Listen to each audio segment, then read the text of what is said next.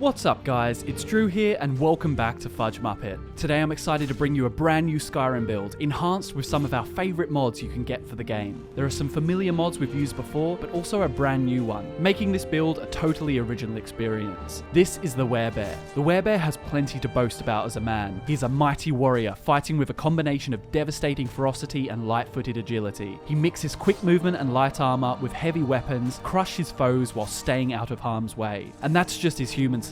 After being exposed to the lycanthrope curse, he discovered a side of him he didn't know existed, one of sheer rage and inhuman destructive power that takes shape in the form of the Werebear. To make this possible, we've used a number of mods. The most important of this list though is the Moonlight Tales mod. Not only does this make turning into a Werebear possible, but it also adds a ton of new possibilities and role-playing elements to make this build utterly immersive. This mod adds a ton of new perks to try out, a total of 32 to be exact. But that isn't the only change. You can also customize your were creature's appearance, which is how we managed to choose the white werebear aesthetic. It even adds some new gameplay options like new roar effects and even being able to tear into locked chests and rip down locked doors. We'll get more into that later with the perks though. One of the most important changes involves involuntary transformations, with which you will actually have to track the cycle of the moons. This role-playing element works well with the perks to show a sense of progression as you get the curse under control slowly. The mods we'll be using include immersive armors for his gear, the Ordinator perk overhaul to give us a bunch of new and exciting perks, the Aurora Standing Stones of Skyrim for unique standing stone effects, the Imperious Races of Skyrim mod for more diverse racial characteristics, and finally the Alternate Start mod, which we will use to begin with the Stormcloaks. But you'll learn more about that in the backstory and the role-playing section. Don't forget that timestamps and the mod list can be found just below in the description. But with that said, let's get into it, starting with the Werebear's race, standing stone, and stats. The Werebear is a Nord, which will have some significant impacts due to the Imperious Races of Skyrim mod. He'll have an ability called Avatar, which he receives after clearing 8 dungeons. This ability grants very fast magicka and stamina regen for a short time once per day. He also has an innate resistance to frost, which is increased while Avatar is active.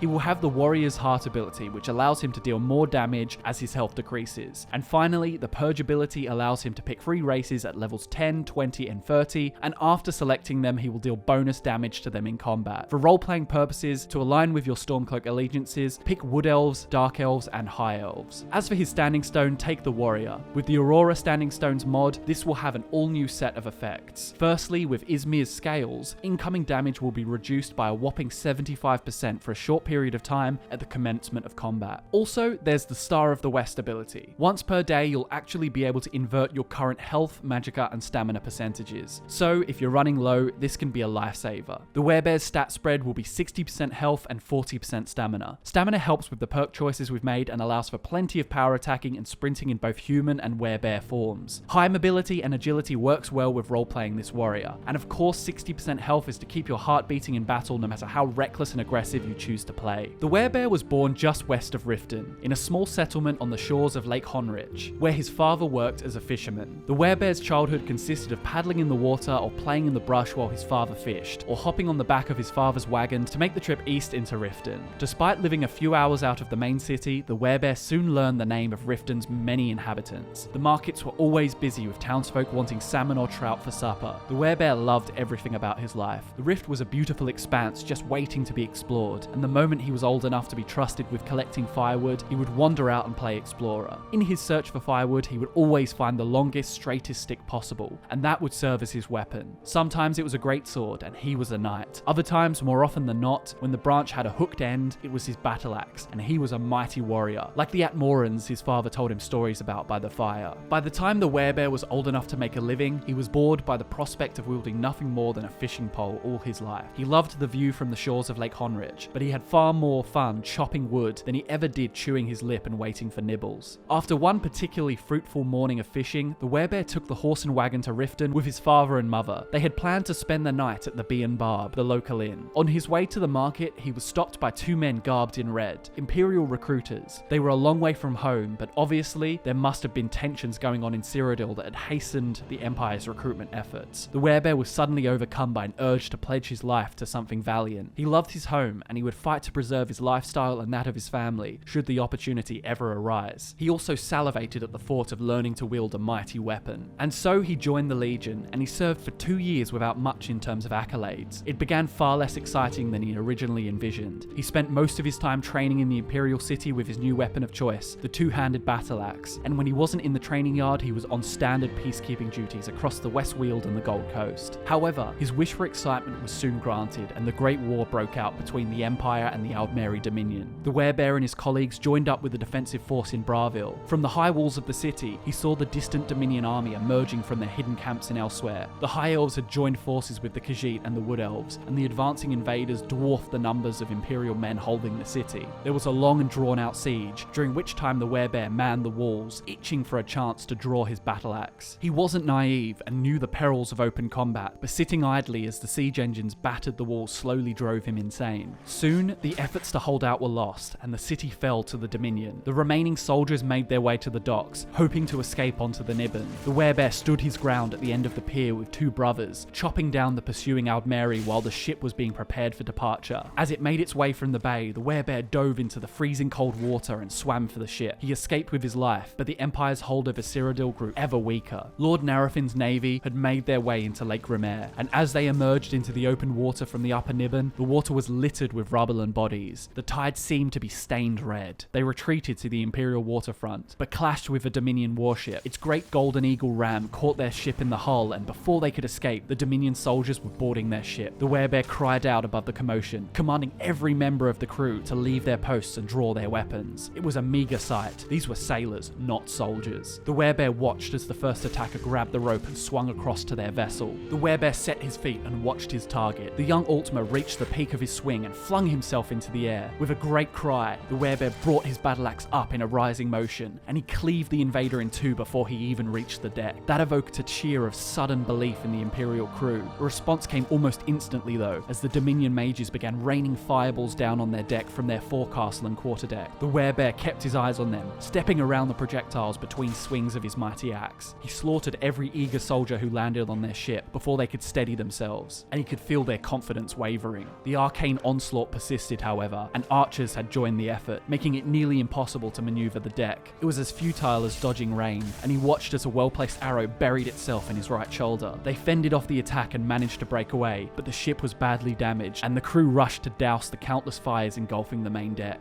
The Werebear had removed the arrow, but his entire arm was seizing up in shock. They docked in the Imperial waterfront, and as the Werebear evacuated the ship, it groaned like a wounded soldier, moments from drowning under its own weight. The Werebear was discharged and sent home to recover. He was disappointed that one simple wound was all it took to stop him, and when he heard the news of the White Gold Concordat, his disappointment turned to bitter resentment. It had all been for nothing, and their efforts had turned into an insult from the Dominion in the form of a so-called treaty. In a ceaseless state of anger, the Werebear turned to drink, wasting most of his days buried in a cup of beer in the Bee and Barb. After one particularly awful hangover, and the realization that his sword arm had fully recovered, the Werebear decided his fate was still in limbo, and his failures in the Great War wouldn't define him. He saw a poster for the Stormcloaks nailed to a post, and decided to enlist. He hired a horse, choosing to forego a carriage in the interest of time, and he made his way north through the hills to Windhelm. On the first night of his ride, he made camp, built a fire, fed the horse, and made his way into the forest to hunt for supper. He saw a figure lying against a tree and went over to investigate. He'd seen plenty of death in his time in the war, but this was especially brutal. What had once been a young woman lay lifelessly draped over the exposed roots of the tree. Her stomach had been ripped open, and on the ground beside her looked like some kind of bone dagger. He picked it up and noticed it wasn't a weapon, but a claw. He examined it closer and touched the tip of the claw. It was impossibly sharp, and he noticed blood well at the tip of his finger. He wiped it on his cloak and left the scene. There was nothing he could do. That night, something happened to him. He screamed himself awake. He was sweating profusely. He looked at his hand and saw the paw of a beast in its place. The rest was a haze, a fever dream that evaded him. But when he woke up the next morning, the taste of blood was fresh on his tongue. Not knowing the full extent of his lycanthropy and passing it off as a freak occurrence, the Werebear continued on his way to Windhelm and joined the Stormcloaks, though his power was raw and ready to rear its beastly head at any moment. When we find the Werebear freshly enlisted in the Stormcloak army, he will be battling an internal conflict between his sane mind and his developing lycanthropy. He is committed to the rebellion. The reason he joined the Imperial army all those years ago was to protect his life and that of his family in Skyrim, and now it was the Stormcloaks who fought for those values. But when he feels the beast inside him awakening and realizes the full extent of his sickness, he will escape into the wilderness to keep his curse from destroying his life. The Werebear form is still fresh, so he will be actively struggling to control it. That means he will need to keep track of the moons, ensuring he is in a safe spot when his forced transformations occur. He can't afford to have them happen in the middle of a city or when he's surrounded by his Stormcloak brothers and sisters. In his normal life, after his time in the war and his time spent in constant inebriation, he will now be trying to mellow out, staying calm and collected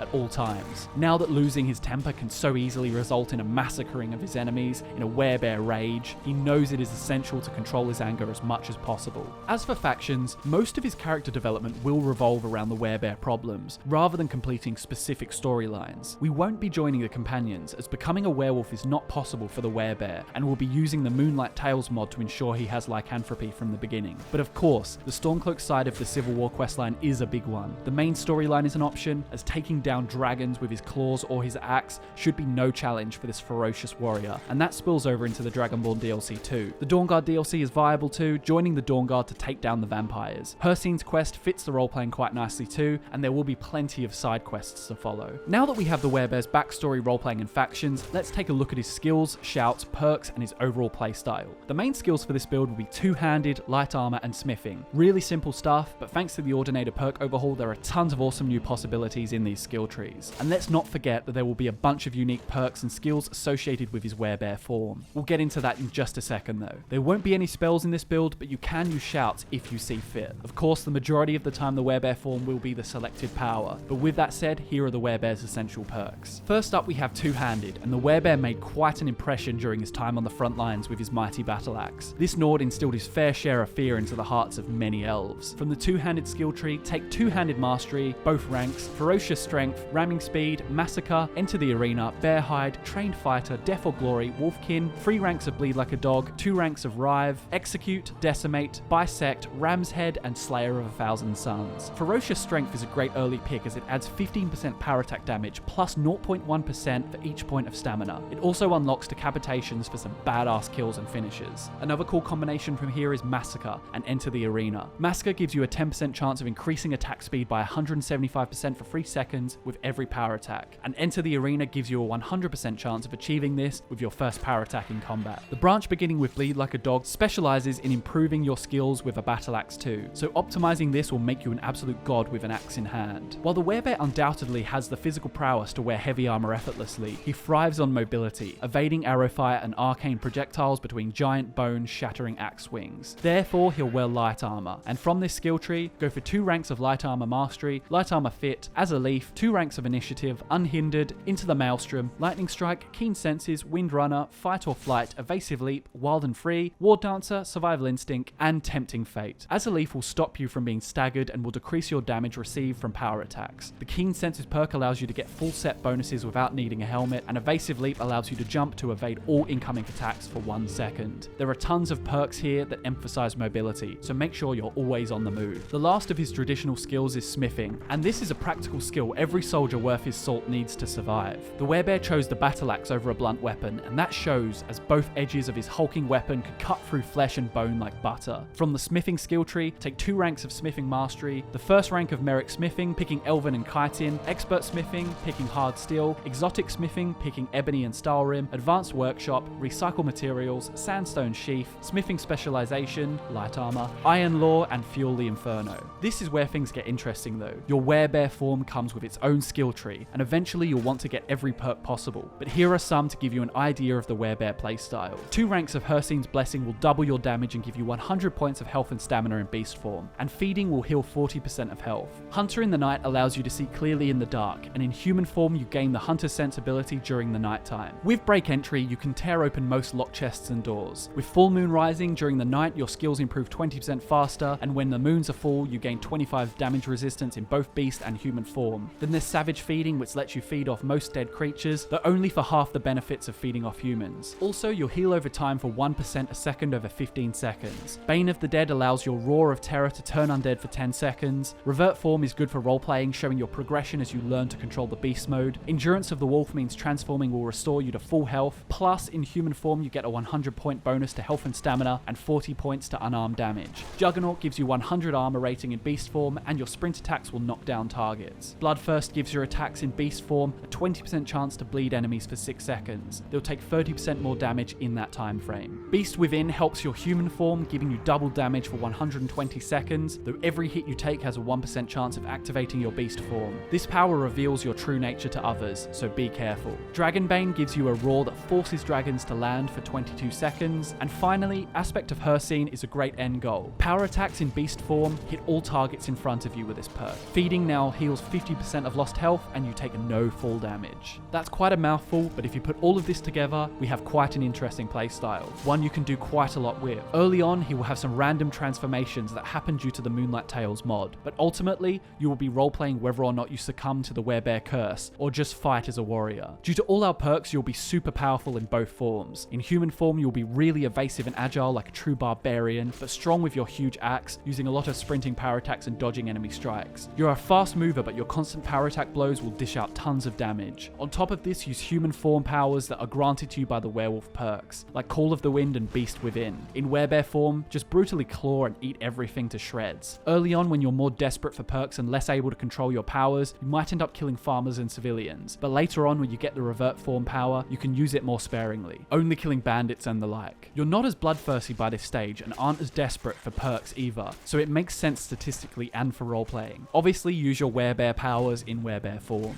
As for gear, the Werebear will use a Skyrim battle axe that he forges and smiths up himself. Along with that, he'll wear the Ring of Bloodlust to increase his damage output and incoming damage by 50%. If you come across an enchanted necklace at any point in your journey, feel free to use it if it benefits your skills. But wait, we're forgetting something. Armor, of course. The Werebear's armor comes courtesy of the Immersive Armors mod. He'll wear the Snowbear armor, boots and braces. He won't be wearing the helmet, but thanks to the Keen Senses perk, that won't lose him any armor bonuses. And there you have it, guys. If you're new to the channel, hit that subscribe button, and if you enjoyed the video, leave a like. Mods, timestamps, and all our social medias can be found in the description below. Thank you so much for watching, guys. My name is Drew, and I will see you in the next one.